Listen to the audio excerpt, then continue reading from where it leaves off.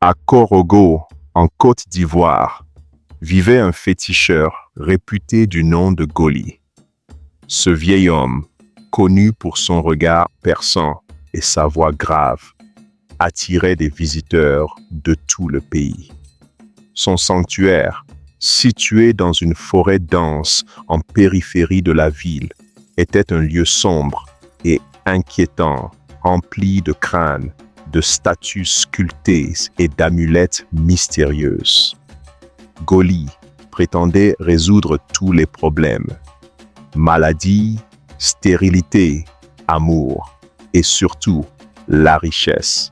Mais Goli avait un terrible secret. Un pacte qu'il avait passé il y a de nombreuses années avec des esprits du serpent. En échange de ses pouvoirs et de sa richesse, son corps portait une malédiction. Son pénis pouvait se transformer en un serpent vivant lorsqu'il couchait avec des femmes. Ce serpent n'était pas ordinaire. Il absorbait l'énergie vitale de ses victimes, les condamnant à une lente déchéance, tout en renforçant les pouvoirs de Goli. Le piège des promesses de richesse. Les jeunes femmes, attirées par l'appât du gain, venaient souvent le consulter. Goli leur promettait qu'en passant une nuit avec lui, elles recevraient un bain de bénédiction qui leur apporterait richesse et succès.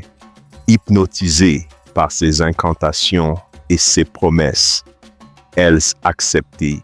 Lorsqu'elles entraient dans sa chambre, Goli récitait des prières mystiques. Et au moment où l'acte devait se consommer, son pénis se transformait en un serpent venimeux qui s'enroulait autour de leur corps, drainant leur énergie. Au fil des semaines, les jeunes femmes dépérissaient. Elles perdaient leurs cheveux, leur peau devenait pâle et leur vitalité disparaissait.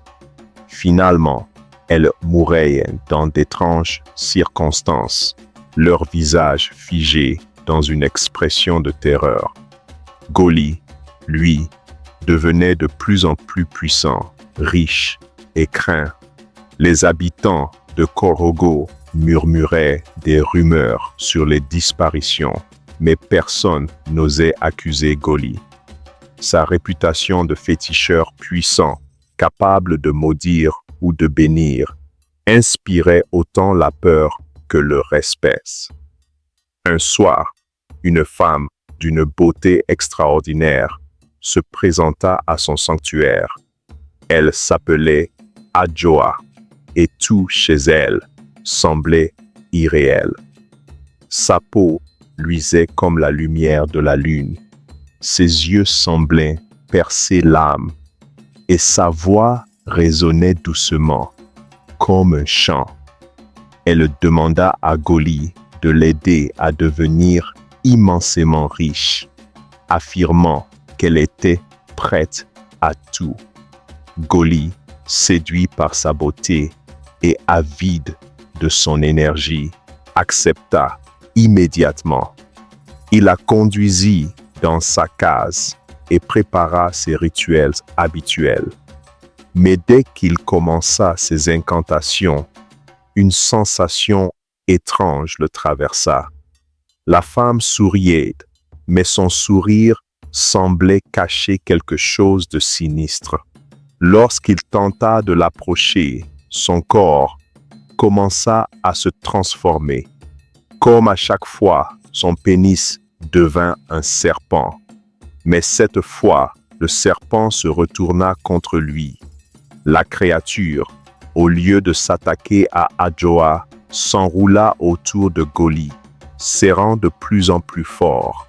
Goli criait, implorant le serpent d'arrêter, mais la femme restait impassible.